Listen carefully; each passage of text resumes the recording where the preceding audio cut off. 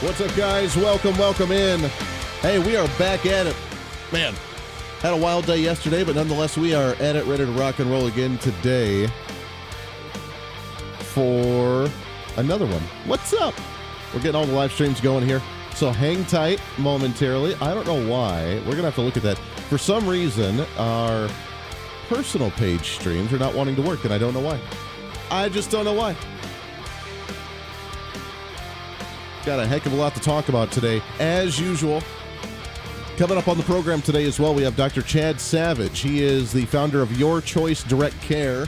We talk about the insurance industry, government healthcare, and a heck of a lot more. So we'll get to that in just a bit. We have today, I'm going to try not to talk as much about the whole UFO stuff today.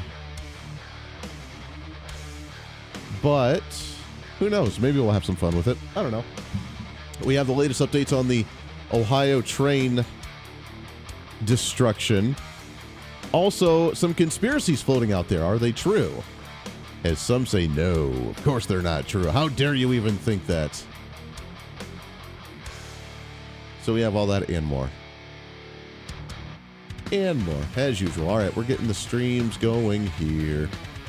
Did I do these or not already? I can't remember. Oh, those are already done. All right.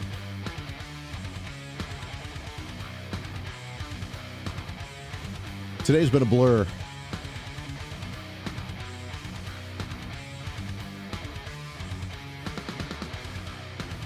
Yeah, tech industries or tech issues have not been fun the last couple of days for those that actually care. Our entire radio cluster here in Kansas had some internet issues, which I have to say, I really do not like the customer service of certain internet network providers. I don't know if I should name them or not, because then they'll come after me. So we'll just keep it at that. All right, if you are watching or listening to the program on the live streams, then welcome aboard. Like it out, share it out, leave a comment. Have some fun today on the program. Till broadcast. Yeah. All right, I think we're about ready to go. Hang tight here.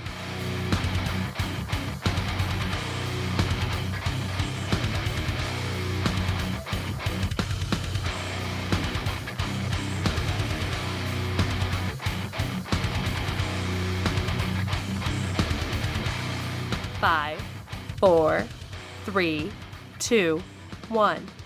Begin transmission.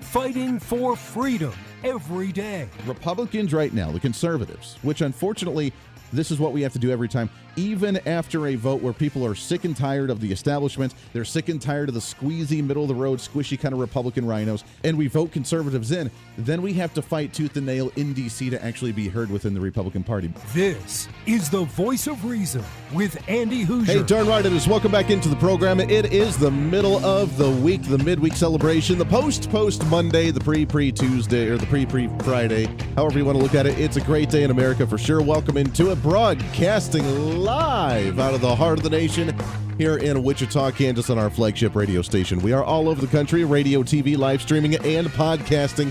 However you may watch or listen to the program, what's up? Great to have you along for the ride today. We appreciate you very much. Your Millennial General reporting for duty. Back at it again yesterday. Many of our radio listeners, I know, I apologize, was not able to be present here yesterday.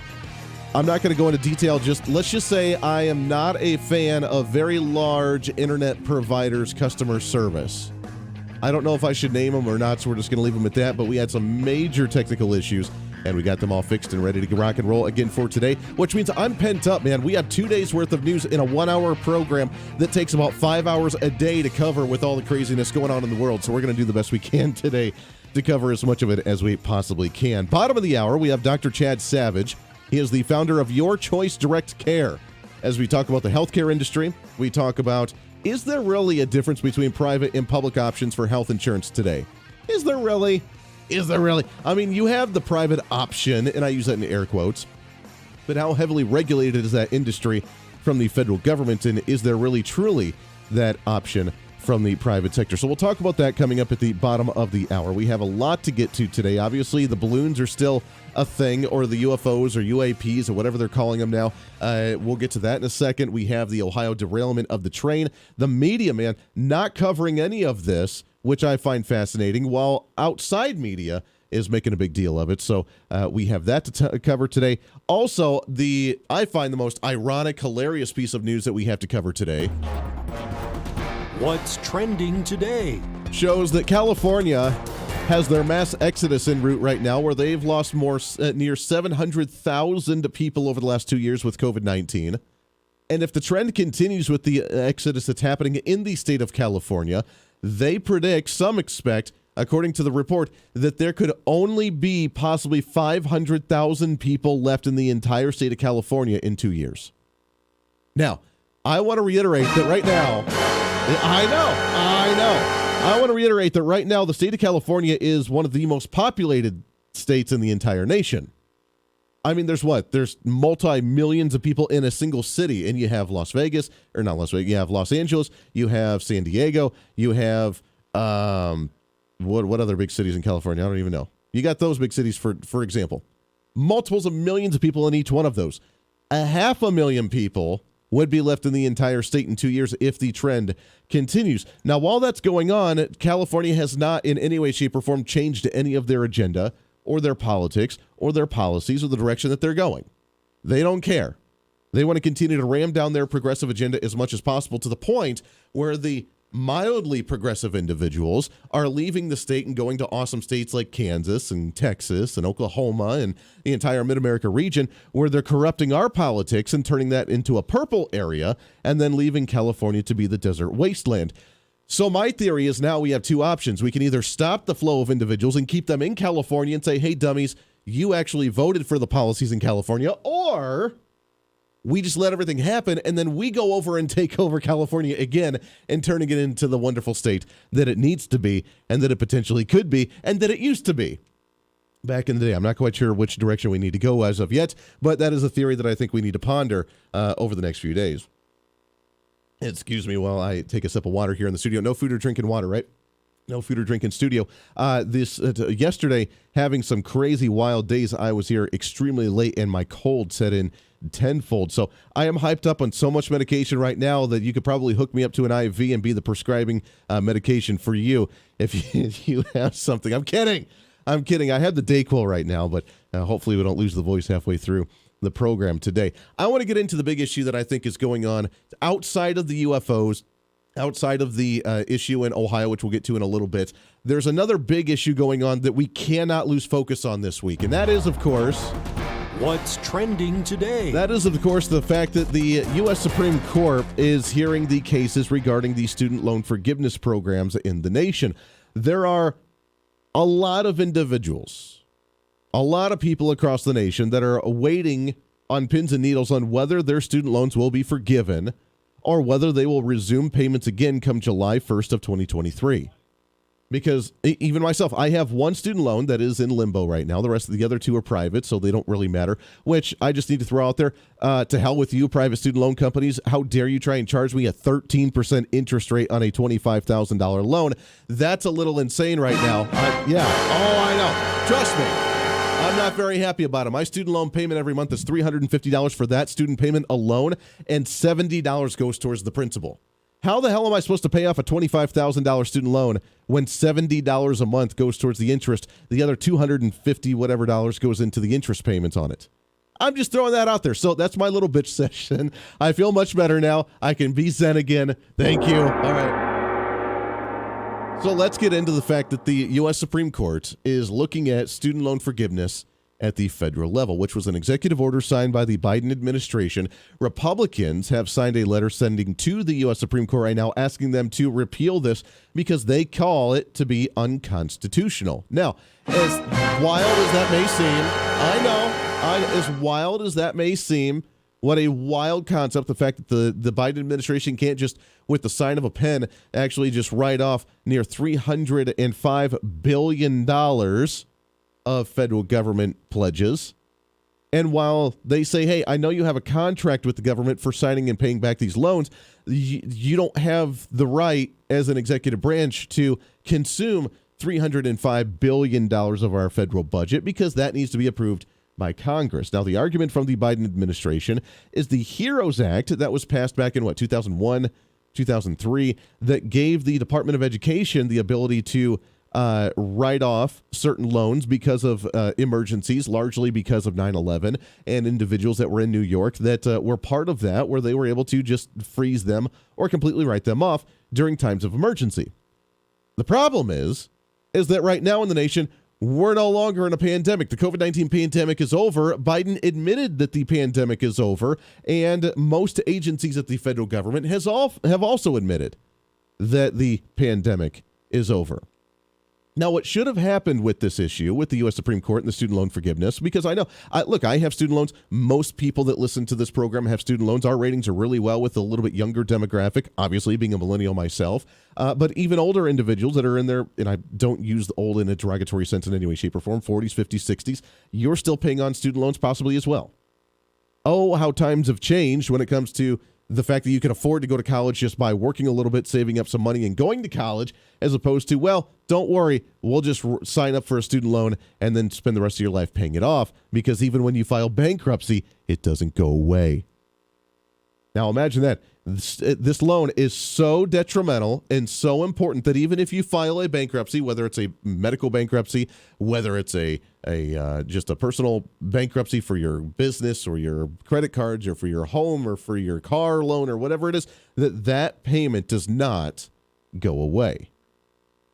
That's how important it is. But yet the Biden administration wants to just write it off and poof, make it disappear.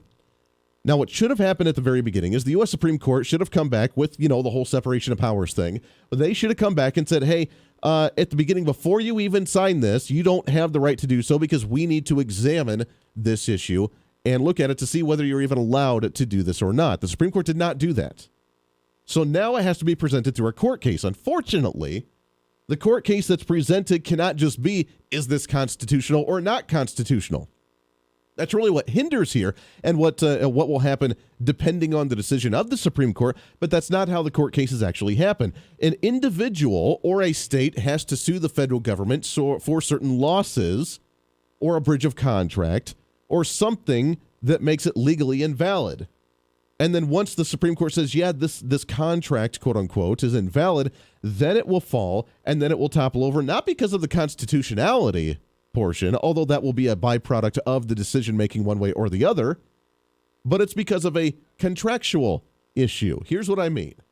There's a blog called scotusblog.com where you can see a lot of the cases going on with the U.S. Supreme Court right now, and it's really a nonpartisan. It just kind of gives the information right now, where there are two court cases right now in the Supreme Court regarding the federal student loan program, the forgiveness program. One of them's coming from the state of Missouri. Now, again, I reiterate, it's not challenging the constitutionality of whether the executive branch has the authority to do this or not. There are Republican legislators in Washington, D.C. that have signed on a letter to piggyback on the case advocating for the unconstitutionality of it, but they don't even really mention that term as well. The case really comes from the Missouri Higher Education Loan Authority, or MOHELA. Let's go ahead and call it that, the Missouri Higher Education Loan Authority, where they're one of the largest holders and services of student loans in the entire United States. Their claim in the Supreme Court case challenging the student loan forgiveness program is that they could be losing as much as $44 million a year if this goes into effect because of the student loans that will just be wiped out. Because they're the ones that really hold the debt, even for the federal government. And without people paying on this, they could be losing money. Therefore, the government doesn't have the right to do it. Not because the executive branch doesn't have the authority to sign on the dotted line to make it happen, but because the private sector could potentially be losing money. That's the court case that's coming up here. The crazy part is that the Biden administration has responded to that and said the administration suggests the agency might also respond to the reduction in revenue by cutting other expenses. Hey, you know what? If you're going to be losing money here, just cut some expenses. Not a big deal. That's the response that the federal government has had in the court case of, well, just cut expenses because of the reduction of revenue. Not that big of a deal. 4 states across the nation, including really here in the Mid-America region, Nebraska, Iowa, Kansas, where I hail here, and South Carolina, also say in this lawsuit, piggyback on it and signing on with this, saying that they will lose tax revenue in the state when this happens. Now, I'm not quite sure how they're going to be losing tax revenue because if we don't get to write off that on our taxes, that means we show a higher income rate, which means we're going to be paying more in-state taxes across for wherever state you're in. So I'm not sure how you're going to be losing money if that just poof goes away. You don't have to file in when you file your taxes, which taxes are coming up in a couple of months, right? And theoretically, depending on how much you pay in interest on these taxes or on these student loans, then that's deducted from your base income that you file for the state and the federal government.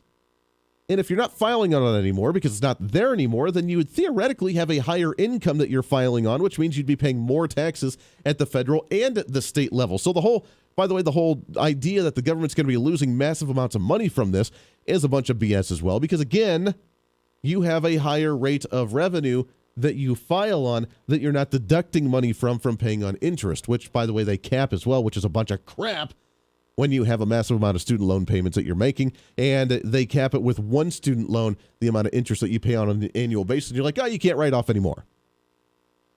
The letter from the Republican legislators as well is written not in the sense of whether it's constitutional or not, but says that it permits the modest measures to prevent certain individuals from losing ground on their loans due to hardships reduced by war or national emergency with the HEROES Act, saying that, oh, the federal government will be losing money as well because we won't have those interest payments be coming in with those monthly payments on the student loans. The Voice of Reason with Andy Hooser.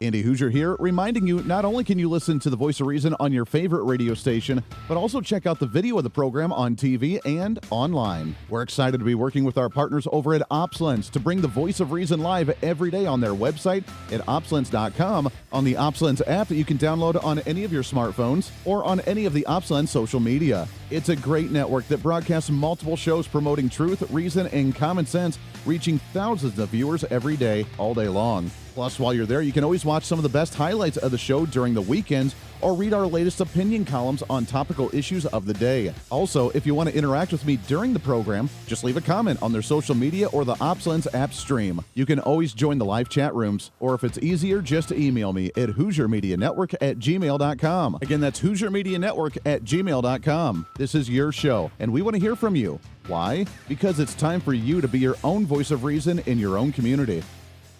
Looking for more reason? Well, now you can get even more content from the Voice of Reason through our Patreon site. It's your exclusive membership for being the ultimate Hoosier-holic. On our Patreon, you'll get additional interviews and content that we don't get to air on the radio, behind-the-scenes action from the Hooser Media Network, plus one-on-one video streams where you can catch up with me, the guests of the show, and other great Voice of Reason supporters. Plus, you can also support the show by checking out our gear and swag. Find the link on our website at HooserReason.com. Again, that's HooserReason.com. Become the ultimate Hoosier-holic. Hey, it's Andy Hooser. Want to reach out to the show? A big part of the program is you, and we want to hear from you. Let us know your thoughts of the show, maybe a guest we've had on the program, or my favorite, when you disagree with something that I talk about. You can email me at HooserMediaNetwork@gmail.com or send us a message through our website at HooserReason.com. The show's not about me, it's about you. So be heard and be your own voice of reason. Again, email me at HooserMediaNetwork@gmail.com or find our contact information at HooserReason.com. Hey, it's Andy Hooser with the Voice of Reason. The show's growing all the time, and as we talk about the big issues of the day, one of the big parts of the program is you. And I want you to join us on the program. Whether you agree, disagree, or just want to relieve some of that political frustration, we're here for you. No matter where you may be watching, Facebook, YouTube, Twitter, go ahead and leave a comment on the live stream. Chat with other listeners, and let me know your thoughts on the topic. Also chat with us on the Podbean chat room. Just go to our live stream of the show at podbean.com and chat with other listeners. You can also call into the program. Just download the Podbean app onto your smartphone, join the live stream, and call in through the app. This is your show, and we want to hear your thoughts. So go ahead and join us here on the Voice of Reason and the Hooser Media Network. Hey, miss a show? Don't worry about it. You have plenty of opportunities to watch, listen, learn, and be entertained with the Voice of Reason anytime you want. And here's how you can do it. First, become a Hooserholic by going to HooserReason.com and signing up for the show newsletter to get the latest on the show, upcoming guests, topical discussions, and more. Next, subscribe to the podcast and have the show automatically downloaded to any platform you like to use. You can subscribe through any of your favorite platforms with iTunes and Spotify, Google Play and TuneIn, or you can also go and subscribe directly to our Podbean website. Last, subscribe to the YouTube channel. Just go to youtube.com, search Hooser Reason, and subscribe to watch all of our shows, videos, and get notified whenever we're live. All the links and info are at HooserReason.com. For a schedule of upcoming guests on the program, daily show topics, or to reach out to the Hooser Media Network, visit us on the website at HooserReason.com. Or for general inquiries, to be a guest on the program, or to have Andy a guest on your program, email us at HooserMediaNetwork@gmail.com. Keep fighting for freedom with us every day right here on the Voice of Reason and the Hooser Media Network. Now, back to the show.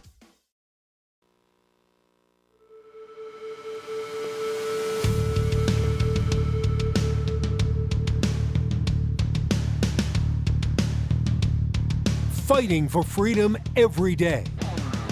This is the Voice of Reason with Andy Hooser. Darn right it is. Welcome back in. 24 minutes past the hour. Radio, TV, live streaming, podcasting.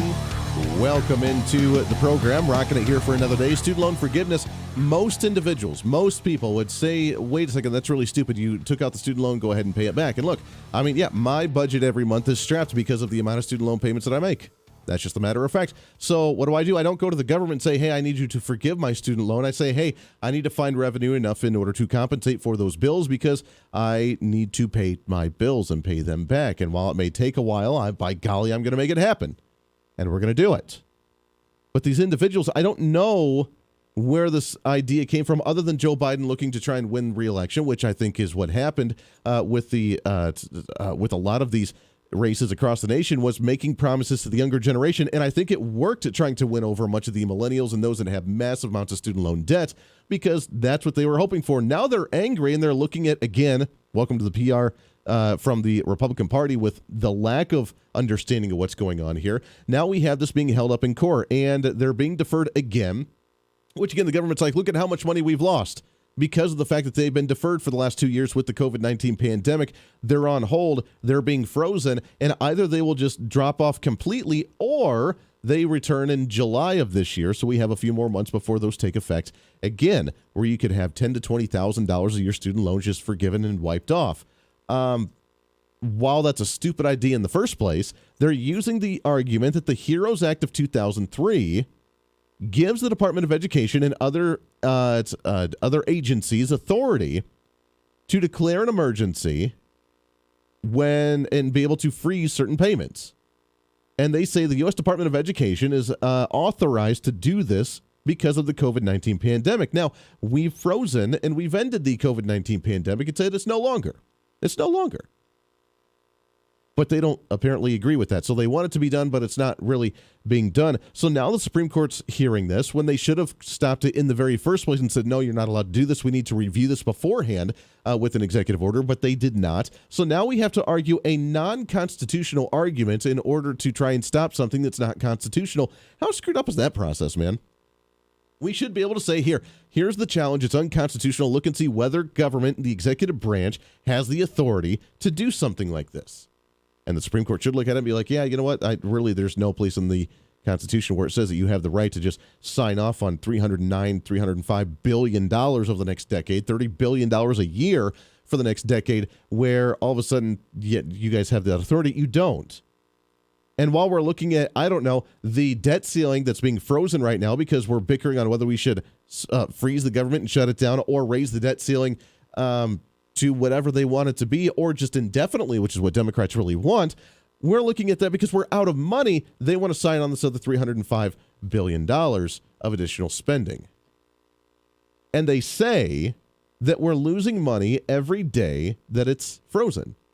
Obviously, because the money that we're making, the payments that we're making to the federal government aren't coming in. Therefore, the interest that they're making as a profit and revenue off of this, they're not making right now. So why would erasing it completely actually save us any money? That doesn't make any sense, for one. Number two, you can realize that the only thing that matters for both the private sector right now and the federal government is not the constitutionality, but is actually about the money. It's all about the money. The government only cares about what's the cheapest way to make this happen. The private sector and the states are saying that we're losing tax revenue because of this plan, and it's all about the money. They don't care about where the Constitution falls in place of this. But even when they try to talk about the money, it doesn't make any sense, because if you get to write off your taxes and the interest that you make on student loans on your taxes, and then all of a sudden you're losing that revenue, but then you are making more based on the higher income that individuals have, which means you get to tax them more for their personal income. That's a bunch of crap anyways, too, but it is what it is with the system that we have right now. Supreme Court's hearing it. We'll see what's in store for us over the next couple of weeks. Maybe we can have some common sense come out of this one. The fact that we have a relatively conservative U.S. Supreme Court is optimistic right now, but we'll have to see. Dr. Chad Savage, right around the corner to talk about the healthcare industry as well with this. Stay here. Andy Hooser.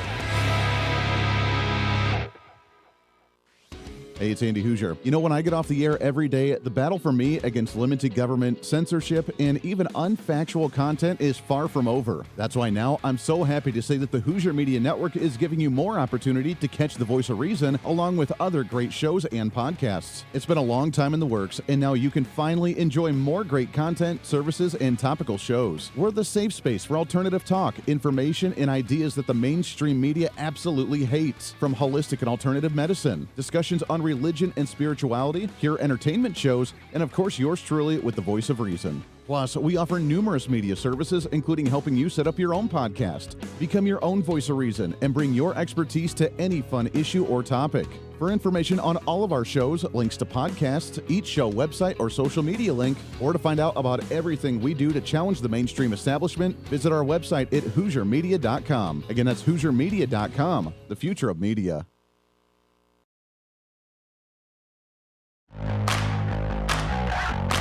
Welcome to the Hooser Media Network. It's been a long time coming, and now it's growing bigger and better than we ever imagined.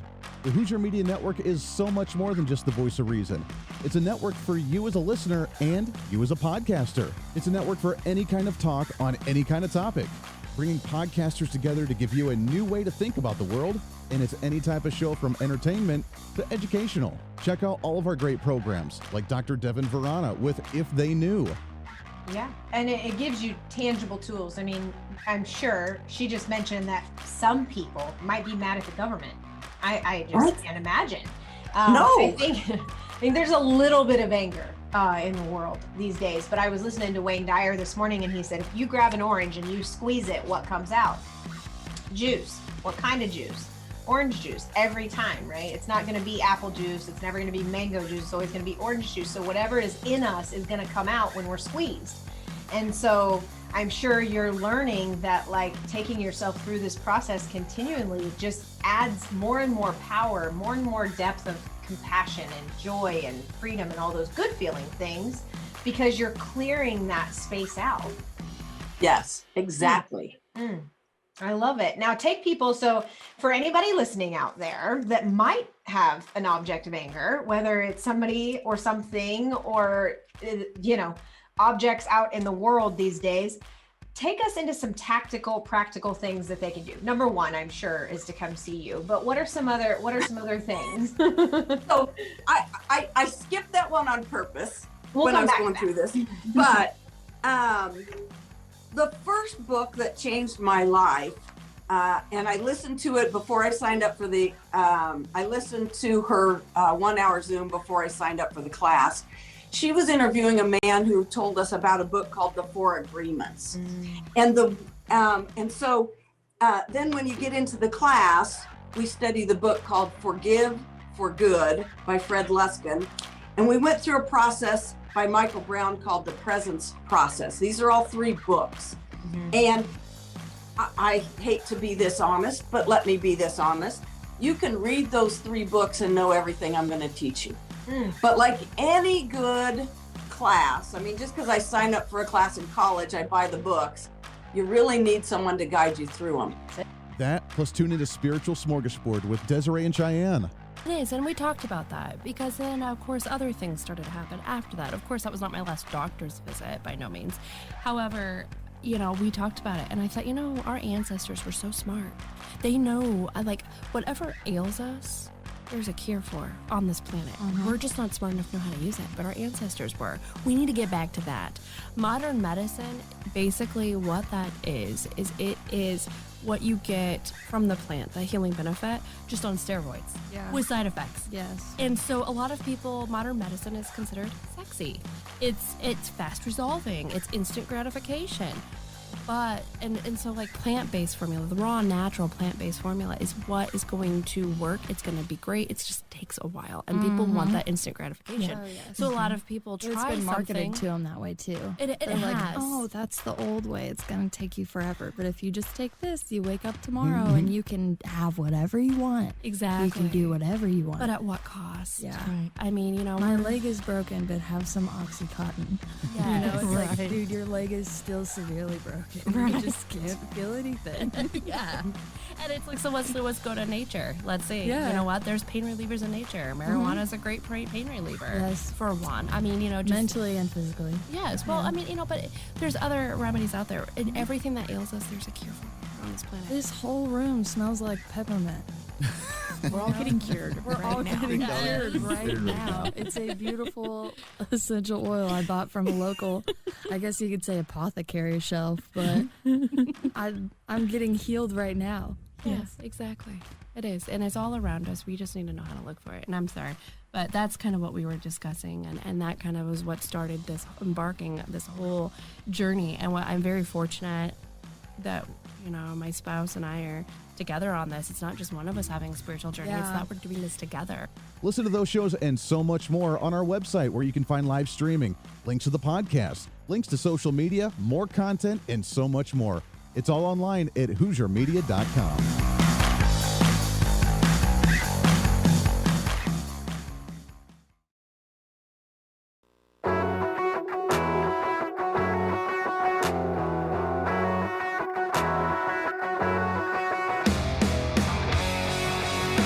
When Reason Meets Radio.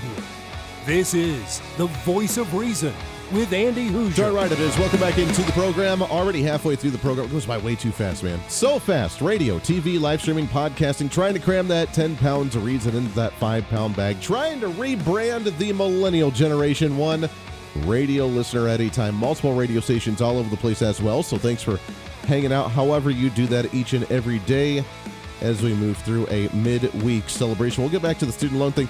What's fascinating about it, and this goes right into the topic that we're about to cover here as well. I'll never forget this. You remember during the Trump administration when the government, the Democrats, were interviewing the different heads of the different agencies and departments. And when it came to Betsy DeVos to run the education department, they weren't asking about your qualifications on education and if she knew education, what she would do with the education curriculum or Common Core or critical race theory, which that wasn't really talked about much at that time anyways, but they weren't talking about the quality of education and the curriculum at the time. What were they talking about?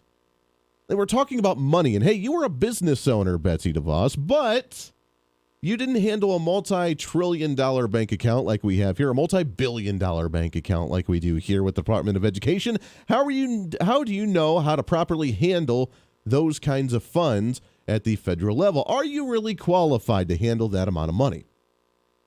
Hence, they don't care about the actual education.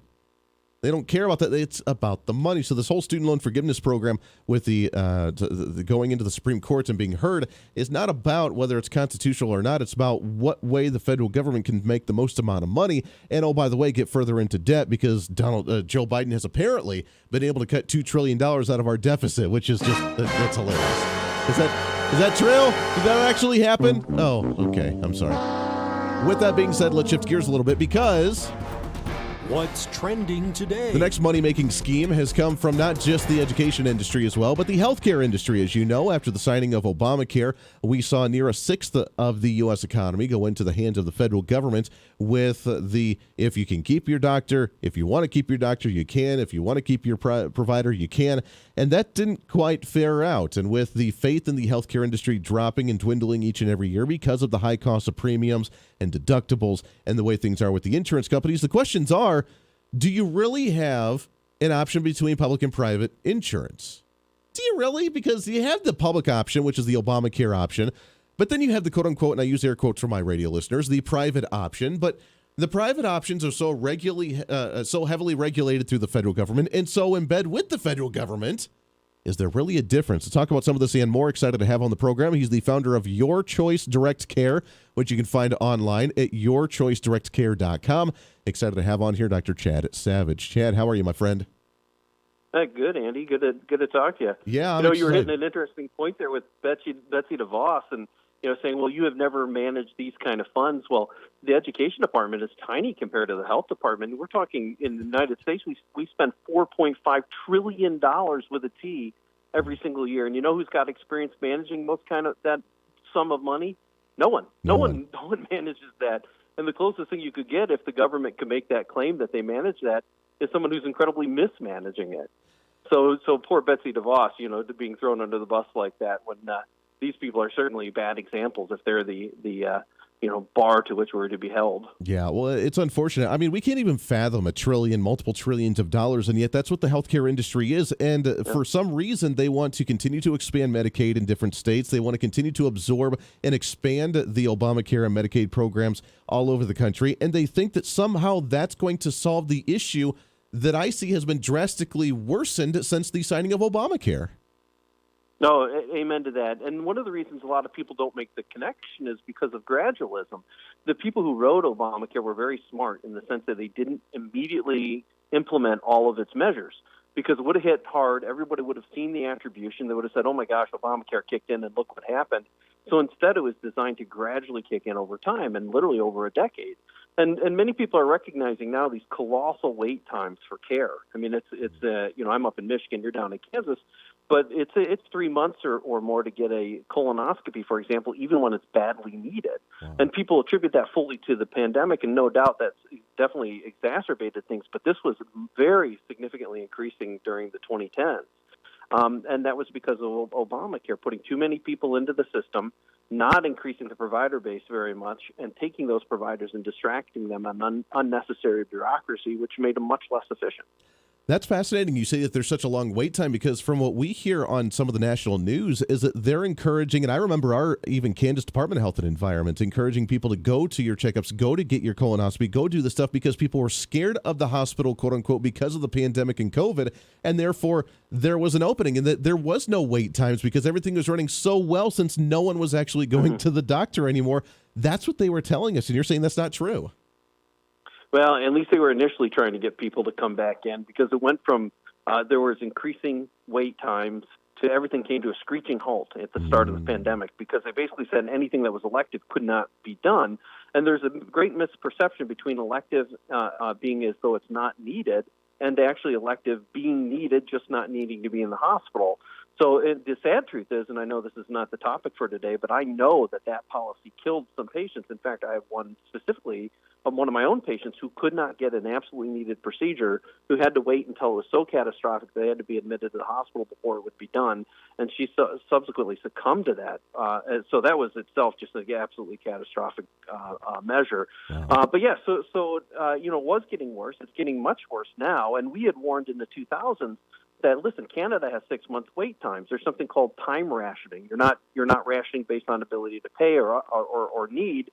It's whoever will wait the longest for a service gets to get it, and that's exactly what we're doing here in the United States now. Instead, as Canada is now recognizing the folly of their ways, as is Britain, both of those systems are collapsing right now.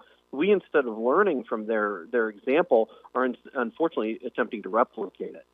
Yeah, that is unfortunate. They're starting to see the error of the ways. The big question is now is I'm always the eternal optimist. I always like to see the fact that the private sector, for what is left of the private sector in the free market society, is that we find all solutions for the problems that we have. And when the premiums are doubled and tripled, but yet they're covering less, including pharmaceuticals, including different tests that we need, when deductibles are higher to where essentially it's not even worth having insurance in many aspects any longer, what are the options? What are people doing? We've heard about different membership times of family care physicians, just paying a monthly membership. We've heard about kind of the collective of, the Christian care ministries being able to pay into kind of a pool thing. What are the options out there, and what are people starting to kind of go towards, and will that be the future of the healthcare industry? I sure do hope for it, and that's like you said, there's the optimism aspect. People always say, are you optimistic for the future or pessimistic? Well, it depends on which direction we take. We could go down the field approach that we talked about in Canada and the UK, or we can go to the American system, the true American system in every other industry, which is free market. And that, people, they say we're going to make things more affordable. And when they talk about that, usually through government, they mean by subsidy. But that's not making it more affordable. That's obscuring the cost, bearing it in taxation and premiums. But there is actually a system out there that is making things more affordable. And I'm happy to say Kansas is actually one of the hotbeds of this. I don't know how far you are from Wichita, but one of my friends, Dr. Josh Umber, was one of the pioneers of this model that I'm currently part of, called direct primary care. And basically what it is, it's a free market, governmental, insurance-free practice that functions in a membership model. And I can't speak every practice is a little different, but mine is between $49 and $89 a month. People see us as much as they want. They don't pay co-pays or anything like that. We get them in for 30-minute and 1-hour visits, and we can even dispense medication at cost, which, just as an example, this is when we talk about fixing the price, this is not, again, subsidized, unsubsidized. I can treat hypertension with a medication called amlodipine dispensed from my practice, one of the leading causes of premature preventable death, for an entire month for under 25 cents, which means we can treat hypertension for less than the cost of a single gumball. Wow. It's amazing. Yeah, and that's right where we're from. It's Wichita here, and we've seen a couple of the different offices like that pop up around here with this direct primary care, just a paid membership. It seems so much easier. It gets rid of, like you said, you hit it right on with the subsidies and these high prices. If we're going to lower the cost of it, they're not lowering the cost. They're just making taxpayer money cover the majority of it, so it doesn't come out of your direct payment when you actually make that payment. But it's not solving the actual issue. You guys have been able to figure out this system to be able to give it at an actual reasonable cost, to where people can actually go and get the medications or the tests or whatever they need and not break the bank or file for bankruptcy because of it. Yeah, and you clearly have a wonderful understanding of our industry, because you alluded to the Christian health sharing ministries as well. And, you always need a coverage for the unexpected, an appendectomy or something like that. Direct primary care is absolutely marvelous. We can manage about 80% of medical problems, but there's still that small fraction of the medical need that is beyond the outpatient primary clinic. And that's where you do need coverage. Yeah. So the question is, how do you get affordable coverage? Well, the ACA products, I think, have greatly failed in that. In the United States today, an average family of four pays about $26,000 a year for premium costs. That's what they pay for the insurance before they ever even saw a doctor. Well, thankfully, there are alternatives to that out there, and the health sharing ministries, I'm actually part of one called Samaritan, is a great example of that. It covers the unexpected without the normal bureaucratic processes of the insurance company, thus massively reducing the cost. And a couple of years ago, I wrote an op-ed in Town Hall, which is a news website, about my own experience when I switched to direct primary care, because I left a hospital system. Yeah. So I was just like anybody else. I had to go out in the market and find coverage. And I was just aghast when I saw the premium costs.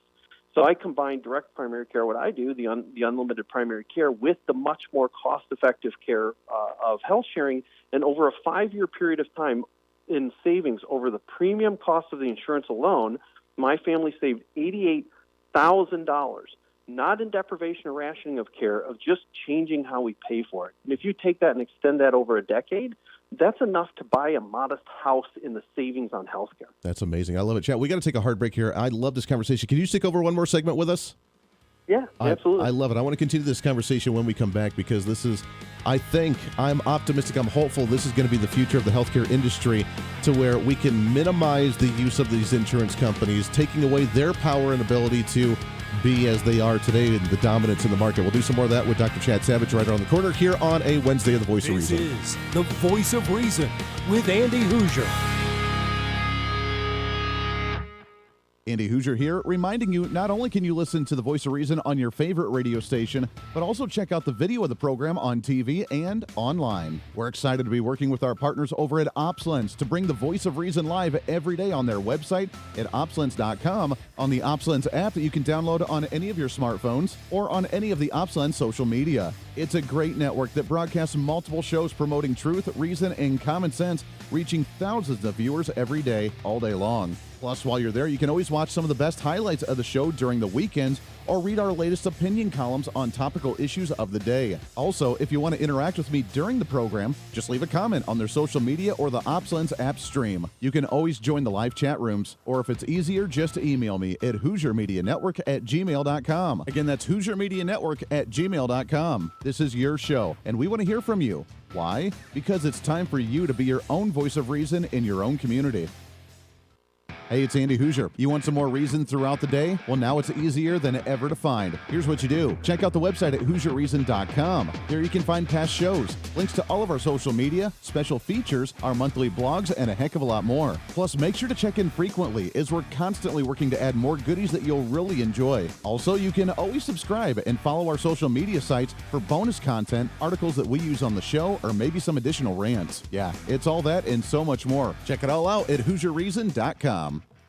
Looking for more reason? Well, now you can get even more content from the Voice of Reason through our Patreon site. It's your exclusive membership for being the ultimate Hoosier-holic. On our Patreon, you'll get additional interviews and content that we don't get to air on the radio, behind-the-scenes action from the Hooser Media Network, plus one-on-one video streams where you can catch up with me, guests of the show, and other great Voice of Reason supporters. Plus, you can also support the show by checking out our gear and swag. Find the link on our website at HooserReason.com. Again, that's HooserReason.com. Become the ultimate Hoosier-holic. Hey, it's Andy Hooser. As we continue to grow as a radio and TV program, we're continuously working behind the scenes to try and bring more common sense and reason to more patriotic Americans all over the country. That's why we're super excited to be working with the OpsLens team to bring you the Voice of Reason every single day. OpsLens is a national online network bringing you incredible content all day from hosts all over the country. And each host brings their own unique experience and expertise to the current events, reaching hundreds of thousands of patriotic Americans daily. Make sure to check out their website at opslens.com. Make sure to download the OpsLens website and follow them on all of these social media sites that you like, so you can watch all of their live streaming content, including ours right here with the Voice of Reason. Plus, if you want more of the Voice of Reason, check out our website online at HooserReason.com. There you can listen to the live audio feed of the show every single day. You can read our monthly blog. You can check out our satire infomercials. You can see pictures of what we're doing, upcoming schedule of events, and a heck of a lot more. On the website, you can find our list of radio and TV affiliates in your area. Find our social media links, and while you're there, sign up for our free newsletter. Over the last 2 years, your Voice of Reason newsletter has grown exponentially. It's completely free, and in it we give you your monthly motivation, upcoming civic holidays for the month, a recap from the show from last month, upcoming guests on the program, along with the latest news from our Hooser Media Network. It's pretty simple. All you got to do is go to the website at HooserReason.com and become the next Hoosier-holic. Finally, follow us on all of our social media sites. With the iron grip control on content from the radical left, unless you follow us, you're not going to be able to see us. It's been an ongoing battle with shadow banning on Facebook, YouTube, and Twitter, where even our own fans are having a hard time finding our content. But the battle isn't over. We'll continue to bring you the best content we can on as many platforms as possible. You can follow us with the handle at Hooser Reason. No matter what social media site you like to use, you can find us there. Facebook, YouTube, Twitter, Twitch.tv, Instagram, TikTok, OurFreedomBook.com, Parler, and of course our website at HooserReason.com. Don't miss it while we give you a heads up on some of the events that I may be attending or speaking at, updates of behind-the-scene projects, or just something sarcastic to try and rile up the left. The battle for freedom is real, and we want to be part of that battle, as we want you to be your own voice of reason in your own community. Conservative principles happen at the grassroots level, and that's what we're here to help with. And together, you and I can fight back against this virus that's spreading across the nation that is socialist policy, trying to destroy this country. We can bring us back to some constitutional values, some individual sovereignty, and the right for you to be able to make your own choices when you deem necessary for you, your family, and your community. In a world of fake news and information overload, it's time to bring back some reason, common sense, guidance, and a little bit of wisdom. And that's what we're here to do. This is the Voice of Reason.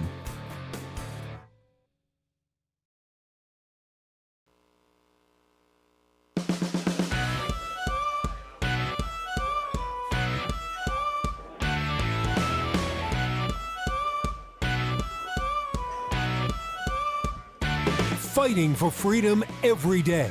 The Voice of Reason with Andy Hooser. Oh, reason, common sense, rationale. Welcome back into the program. Last few minutes, boy, it flies right on by. Again, we need more than just an hour on this program. We got so much to talk about. Tomorrow, just as a heads up, we are going to get to the Ohio train derailment because there's a lot of news coming out of that one, and yet the mainstream doesn't want to talk about it. I find that kind of fascinating. Plus, we have, obviously, Nikki Haley that's jumped into the presidential race. A little early to talk about presidential candidates, but nonetheless, that could be a shakeup with the Republican primaries. And, of course, the conspiracy, and I use that in air quotes, regarding the 15-minute cities. What does that mean? As many of the urban developers are denying that claim. So we'll get to all that tomorrow and a heck of a lot more. Right now, we're talking about what I find fascinating is as we mentioned, the options of the freedom of the private market. In education, like we talked about earlier, we have the fighting back against the public education system and the Department of Education at the federal and statewide levels, where we're talking about health or education savings accounts to be able to take it to charter or private or magnet schools having choice. What a concept. Freedom of choice to choose what the best option is for your children. Also, the idea of the micro schooling, if anybody's heard of that concept, of having just parents within like 10, couple blocks, 10, 12 kids doing micro schooling, and the parents teaching them stuff outside, kind of like a homeschool private thing, but yet the parents just doing it in their backyards with the community and the block kids, which is fascinating. During the debate of healthcare when the Trump administration was in, what did Trump say the entire time? That he just wanted choice, have the insurance companies be able to compete across state lines and have options and competition in the market that would lower the prices again, would raise the quality again, that would lower the price and actually allow you to have choice to choose what the best options are for you. To talk about some more of that, we're hanging out here with Dr. Chad Savage. You can find him online at yourchoicedirectcare.com. With the direct care providers, the big new, I think, is going to be the future of the healthcare industry, to where this industry continues to expand, where you can get your family physician, your primary direct care provider, to take care of you with a monthly membership charge instead of having to go through your insurance day in and day out. Chad, again, I'm optimistic that this is going to be the future of the healthcare industry, isn't it? It's sure growing. I mean, when I started it about 8 years ago, there were several dozen of us in the United States, and now there's over 2,000. And I keep referencing your hometown boy there in Atlas MD, Josh Umber, but he says something I think is quite insightful. He says, we're actually growing at a rate faster than Starbucks. Wow. So sure, in 2,000 practices in the grand scheme of American healthcare doesn't sound that big, but when you consider that 8 years ago was several dozen, it's rapidly growing. We were talking a little bit about the cost, and one thing that a lot of people don't understand is that free markets are responsible for containment of that cost, because they have a built-in feedback system. If your costs get too high, you're going to go out of business because people won't be willing to pay for it. Exactly. And a lot of people think of free markets as kind of this grand thing for entrepreneurs, but in fact, it's a vicious bedfellow. It does not suffer fools. If you misprice your system, if you have a lot of waste in your system, you will go out of business. And that's why this kind of system within healthcare can fix it, because the waste is astronomical. If people control their own dollars, they will not accept that level of waste. They're not going to pay for bureaucracy. They're going to pay for care. Yeah, you're absolutely right. You hit it right on here, which really brings in the question that we asked at the very beginning was, is there really a difference between the private and public options? And I use that in air quotes again right now with the healthcare industry, because even if with a private industry and they're capping things, Joe Biden capping pharmaceutical prices or whatever, and then being subsidized, then you're paying less out of pocket at the time, but your taxpayer money's still paying for it. And it seems like the insurance company doesn't have to cut back on any of their expenses because they're still getting as much money as what they were before, aren't they? Yeah, the best way to perpetuate a falsely priced system is to obscure it and subsidize it. Again, that's exactly what we're doing.